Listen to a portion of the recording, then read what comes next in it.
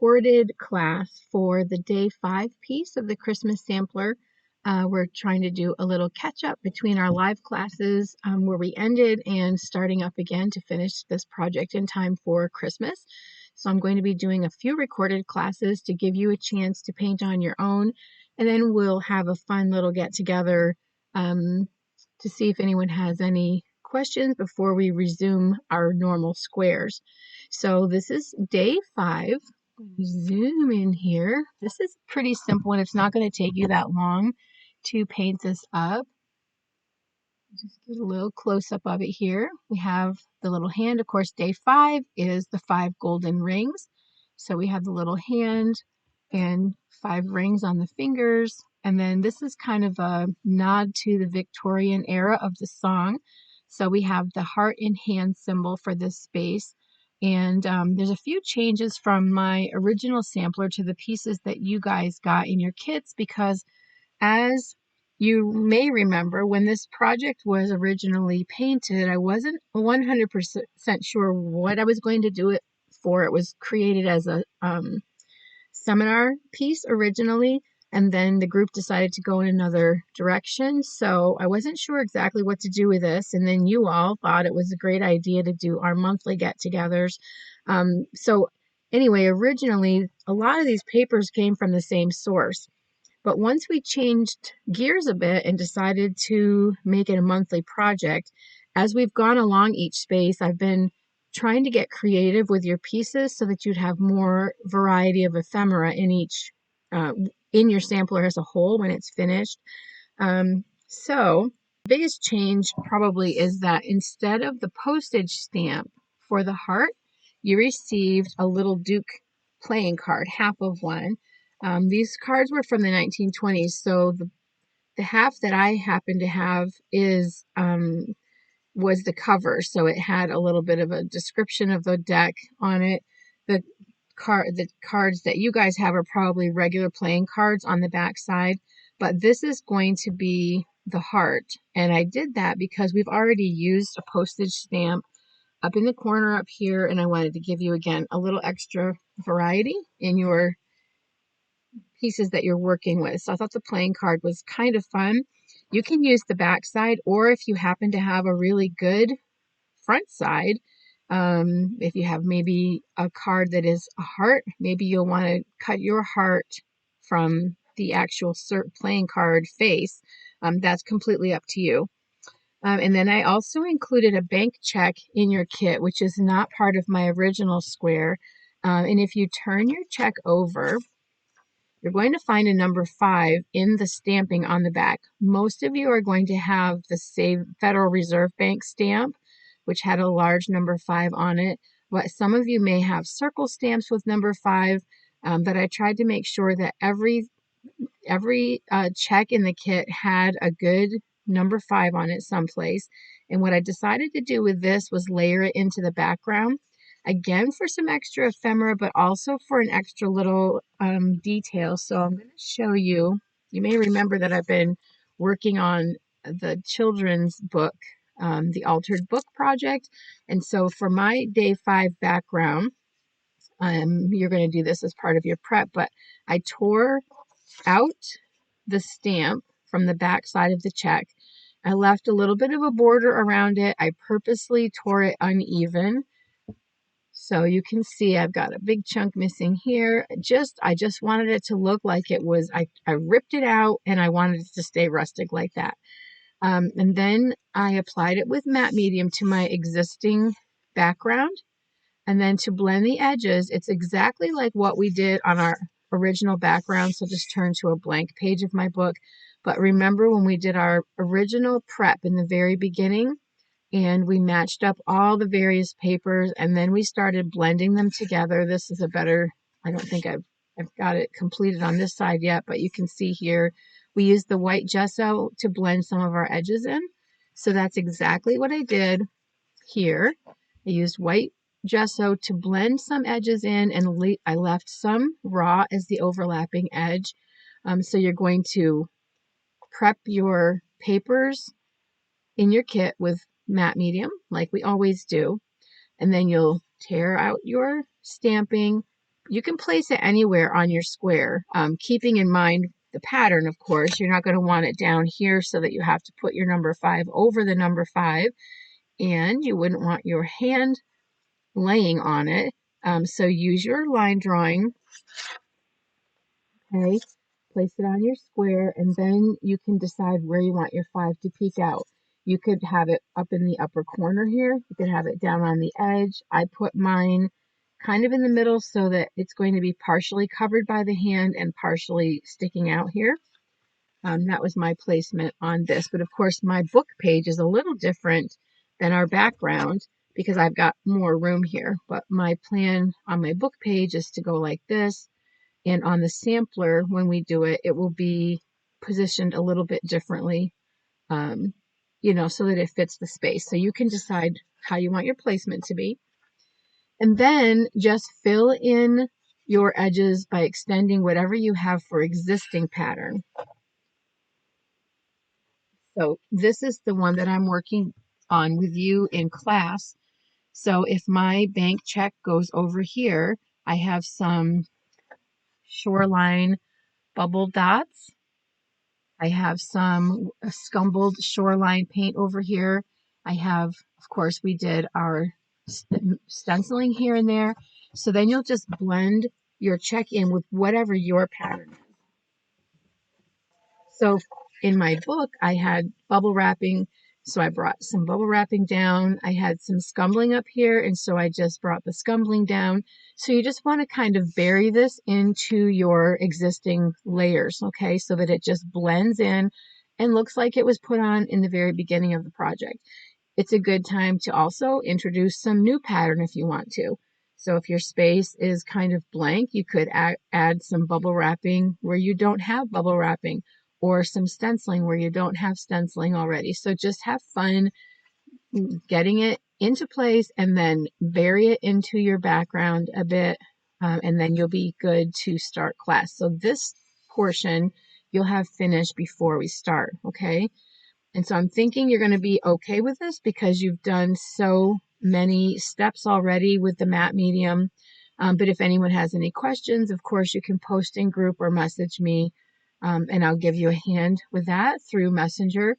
But again, you're just going to tear out you're going to put matte medium on first, right, to protect the paper. I usually do front and back when it's thin paper like this. Then you'll brush some white gesso on to just tone down the print a little bit. You can see the difference between what's going on the project and the original, right? Tear out around the stamping. Apply matte medium to the back of the paper and to your canvas where you're going to place it. Lay it on. Just use your brush it into place.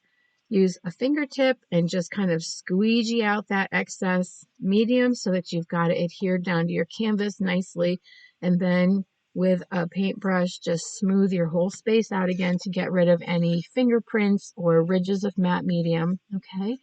And that's going to be your background prep before class. And so your space is going to look like this, but not. It's going to look like whatever your spaces already look like with the addition of that stamping in the back. And guess what? If you don't want to put the stamping on, you don't have to. If you want to only put a part of the stamping on, you can do that. You can tear out just a portion of it and layer in whatever you want. Be creative in whatever way you'd like to do it, okay? Let's take a look at the finished hand just for a second. It's so simple. The painting on this is so simple. This is the other thing about your kit. In the original kits, I put the check in as a replacement of the ledger paper. Honestly, it's been a while since we've painted together and since I sent those kits in the mail.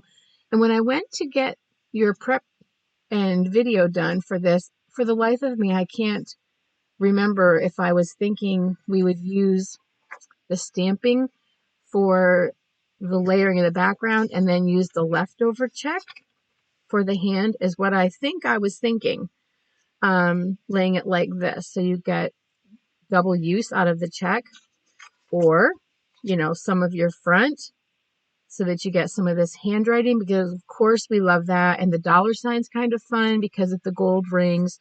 But if you have a scrap of ledger paper, that's what it was originally, and that's what I'm going to continue to use today. And so in all of the papers that you've already received, we had ledger paper in the mix. So if you have a scrap of ledger paper, you can go ahead and pull that out if you want to. I laid my line drawing down within the lines of the ledger paper. It's not quite the same width as one finger, but pretty close. Zoom in a little bit better here so you can see. And if you don't have any ledger paper scrap, like I said, go ahead and after you've torn out your bank check, then just use your bank paper. So you could lay it this way, or again, it's kind of fun. It's kind of fun, especially maybe the word dollars in there because you're talking about gold rings. So you could have a lot of fun with it. So again, you be creative in whatever way you want. I'm going to go ahead and do mine on the ledger paper. And this is just to show you that it only takes a little snip to fit it on. Okay. So this will have been prepped with matte medium also in the very beginning of your prep. When you prep the bank check originally, put a coat of matte medium front and back on this paper also. If you do decide to use your bank check, that will already be prepped. And then we're going to let the raw paper be the background. So we're not going to base coat over this. Okay. So your paper's prepped and dried. You're going to take your line drawing and you're going to transfer that on with your transfer paper, just like normal. You know how to do that. And like I said, I lined up my fingers so that I was using the lines on the paper. So my middle finger is the largest one, and that's within a space, and then the other ones kind of follow through. So just go ahead and transfer that with your stylus, and then use your eraser and erase off as much of the transfer lines as you can. You don't want to see these through at the end. So erase it so that you can see the pattern, but you want it barely visible. So you can see just how light mine is. Okay, so all of that said, we're going to go ahead and get started. So we're going to start with white. And we're just going to dry brush down the center of each finger and the center of the hand. So I'm using my Dynasty 200 series dry brush for this. I'm going to use a number 8, whatever you have on hand. My brush is not wet. I'm going to have a paper towel handy here that is also dry, and my paint is not thinned in any way. I'm just going to pick up paint in the dry brush, come to my paper towel, and then scrub off all of the excess paint. So when you pick up the paint, you're doing this kind of a press and lift motion, and it pulls the paint up into the brush. And what we want to get off is the excess paint on the outside of the bristles so we don't get blobby. So as you scrub back and forth, you're twisting the brush between your thumb and your index finger. And when you see your paint fade from this thickness to just this little bit of a haze on your paper towel, you know you're good to go. So we're going to come to the paper and we're going to go down the center of each finger. Start out with a light pressure just in case you have hidden little blobs in there. Hopefully your brush is offloaded to the point where you can put some good pressure on your brush and have soft color going on. I'm going down each finger, going on the thumb. It doesn't matter if we go out of the lines, right? Because we're going to be cutting this out. And then I'm going to go through the back of the center of the hand also.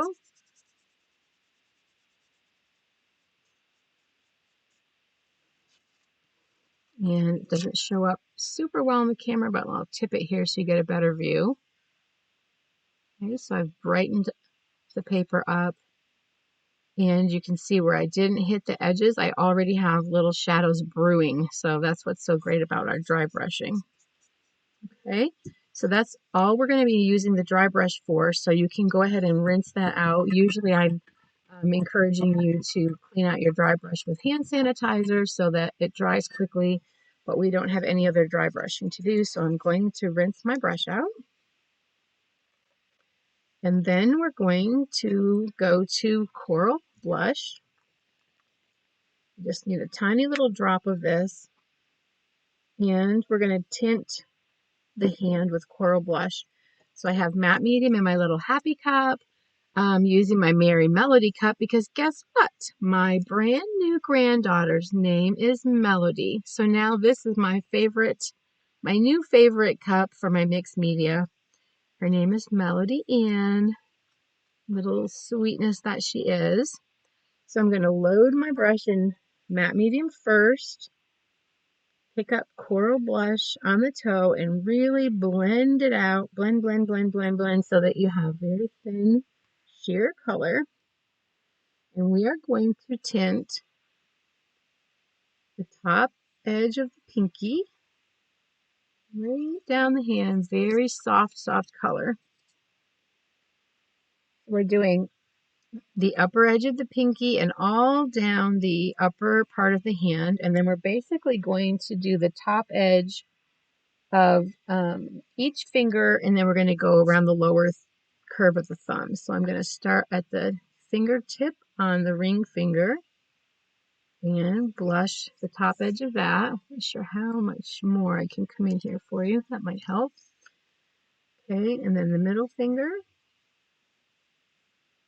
And I have my brush so well blended and so offloaded that I can really put pressure on and get a nice wide float, and yet look how thin and transparent it is. Okay, and then my index finger. So this is just a little tint to give us a little life. I'm going to go around the lower edge of the thumb.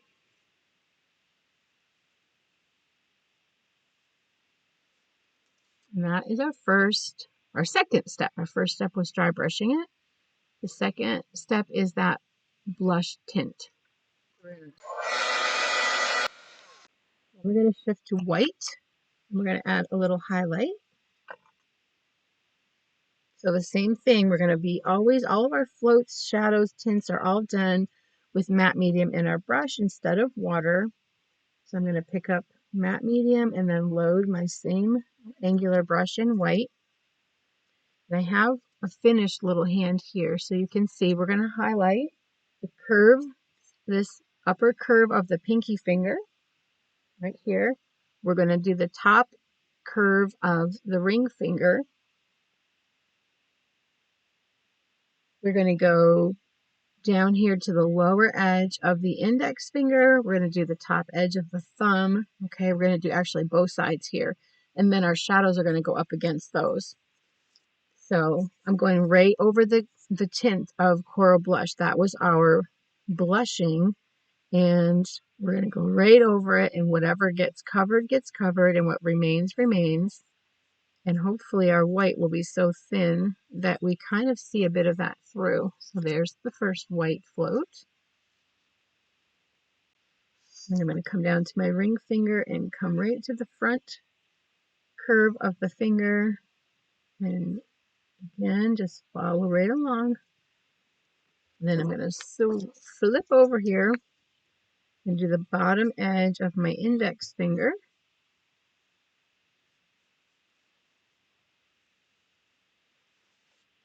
And the upper edge of the thumb.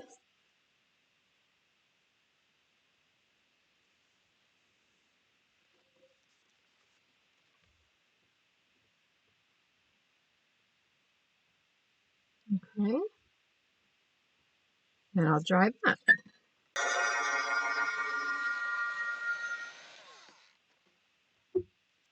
Okay, so that's dry pretty much. Now I'm going to go ahead and reload in matte medium. And this time I'm going to pick up Cocoa. Again, blending it out very sheer. Now we're going to come down to the lower edge of the wrist. And we're going to put Cocoa here. And I'm going to walk the color up, up, up, up, up.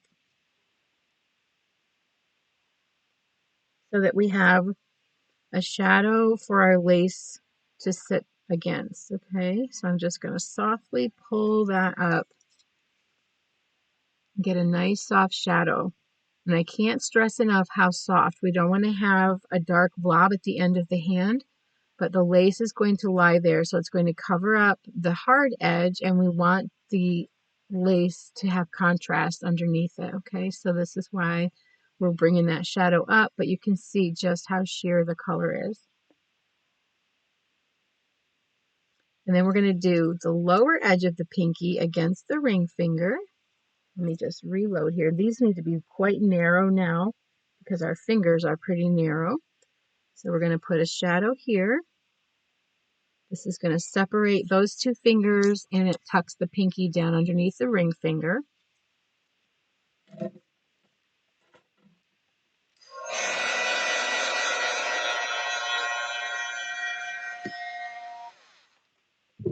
And I just used my dryer real quick. Actually, if we had done the ring finger first, we wouldn't wipe out our float, but I just used my dryer instead. Now the ring finger against the middle finger.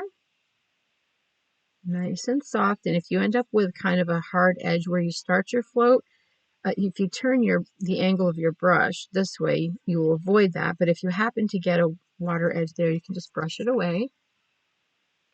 Okay, then we're going to turn the brush and we're going to do the top edge of the index finger against the ring finger. So we have those both of the dark edges against the ring finger, which is going to give the ring finger the lift that we need.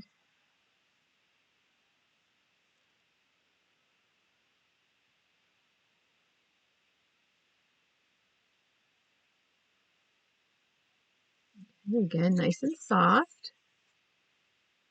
There's the shape coming out so nicely. I'm going to go ahead and dry this again.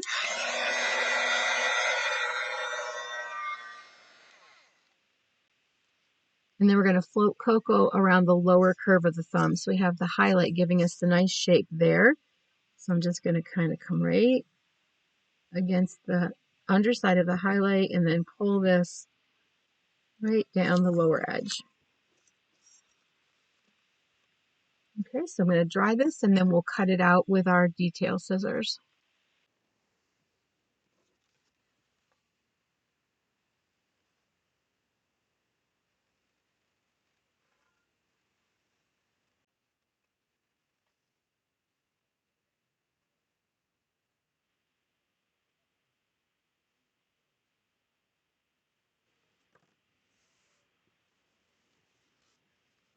Okay, so next we're going to adhere this onto the canvas, but I just wanted to say in my scraps from the hand, I have the numbered page, and look what we have here. Again, I have a 5 on mine, so I'm always looking for little things like this. I'm not sure if I'll include it in my page or on my square, but I'm going to save this number. Even if I don't use it here, I may use it somewhere else another time. So this is going to go off to the side for right now, but it'll go into my scrap bin if I don't use it for another purpose. So I transferred this on with my transfer paper and I transferred it over to the edge so that I can then flip and have a second one on this side. So that's going to give me double use of this little tiny card. And if you're going to be making the ornament set out of this, you'll have an extra heart to use for that. Okay. So just, again, it's all about kind of being frugal with your papers and hanging on to even the smallest bits. So you could fold this in half if you want a perfectly symmetrical heart, or you can just transfer it and cut it and let it be a little bit on the wonky side. It's totally up to you. I'm just going to transfer mine and let the cut be what it may be. Okay. So on our square, you'll use your line drawing to help you get things positioned onto your square. Okay. And you can have whatever angle you want to have, but just keeping in mind the placement of the 5 and then the word 5 written out. So I have my hand kind of on an angle in this space so that I can have my lettering. So for this video, I'm going to put my hand in my book So I'm going to still place it kind of on an angle. Okay, so I've got some extra space I'll be filling in here, but I still want to leave room for my number 5 and my word 5. And so remember, we have this little 5 to deal with, which I put in the middle of my space here. So I may bring my number 5 down to the bottom and then raise up my word 5 about here so that it lets the stamp show through. So all of that said, I'm going to put my hand kind of, I think here, so it's right in the center of my page.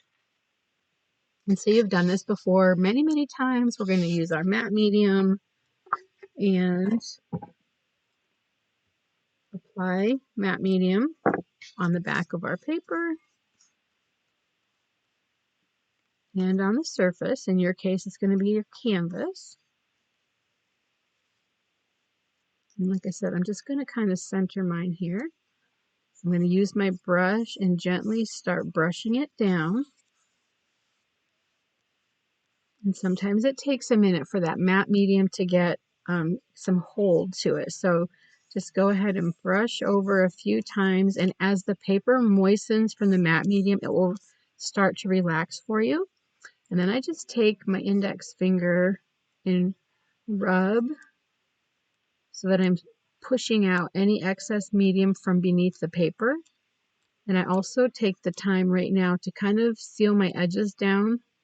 So I'm just kind of going around with my fingertip.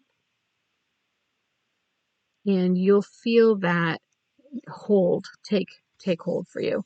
And then I just take my brush and just brush over. Now, I just dipped back into a little excess matte medium from my cup for this because I didn't really have that much extra matte medium on my surface. But I just take the time to smooth everything out so that I don't have any fingerprints showing and I don't have any ridges of matte medium from pressing it out. And then the heart is going to go down also, and you don't have to wait to do that. You can do this step now. And I'm going to go ahead and use matte medium. It will hold the heart. You just need to give it a moment to, again, take hold. And if you don't want to hold it down, you could use a little soft gel or even heavy gel. But if you move to soft gel, you'll get a quicker hold. But it went down pretty easily, so I'm not going to worry about that. So from this point, we have to let this dry, and then we're going to float soft black around the hand. So I'm going to turn off the camera for a minute. I don't want to heat dry this because I don't want to lift.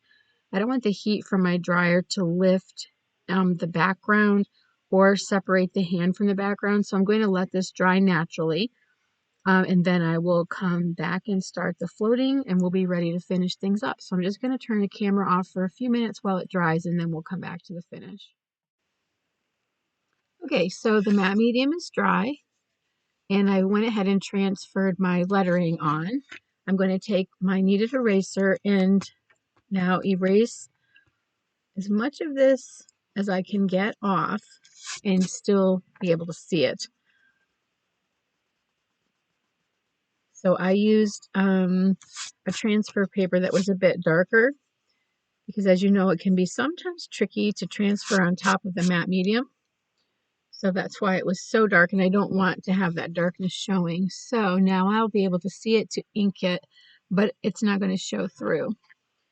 So the first thing that we're going to do is put a very sheer shadow of soft black behind the hand.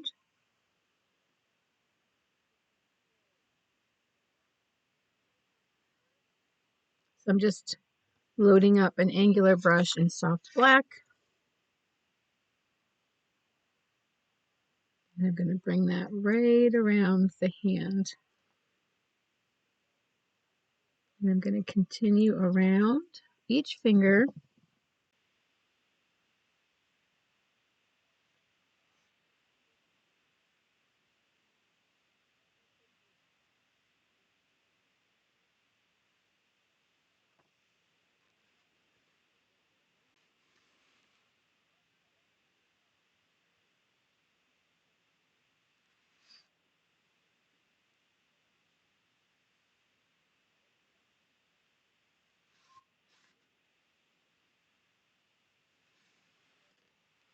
Then of course we need to let this dry.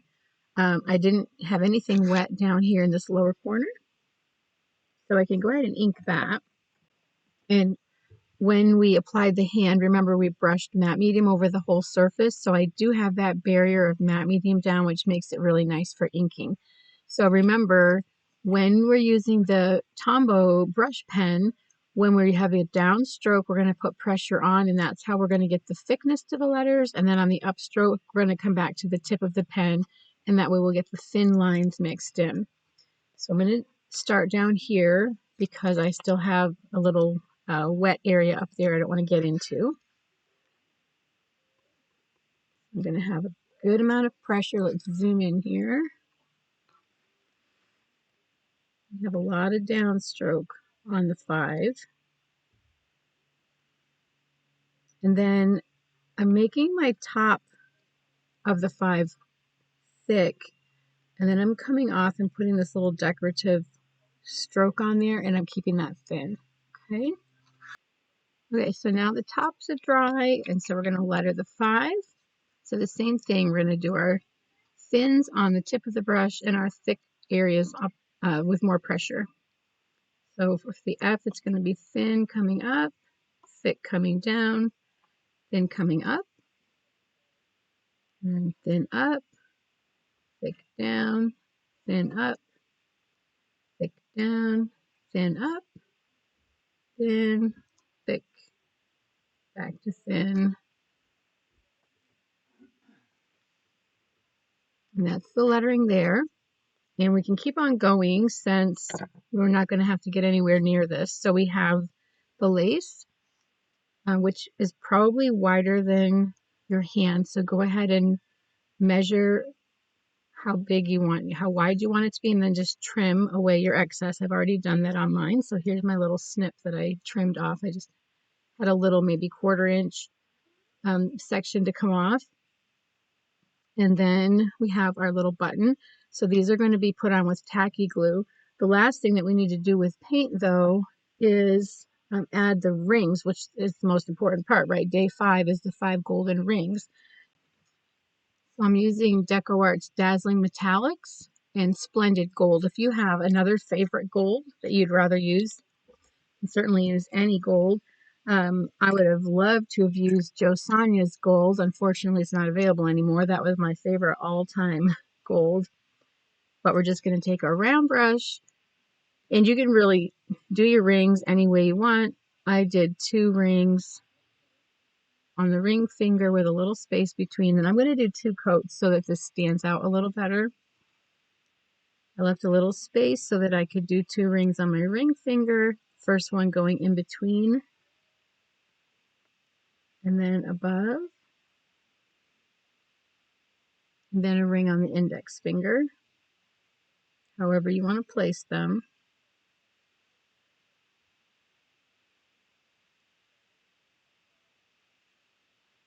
And then when it's dry, I'll go over it with another coat. And then if you want, you could even shade the left and right ends of each ring with soft black to give it some shading. And then our lace with tacky glue. Just using the end of my stylus to apply it. I'm using, heard me mention this many times, the Ultimate, Crafter's Pick Ultimate. I love, love, love it. It's, mine is clogged up in the end though, which does happen because it's such good glue. It almost glues itself. So I'm using my stylus to get some glue out of the bottle, but that does not make my love for it fade in the least. I love this glue so much. And I did not tie a thread through my button this time, but for some added texture and added extra interest, you could thread, put thread through your button as well.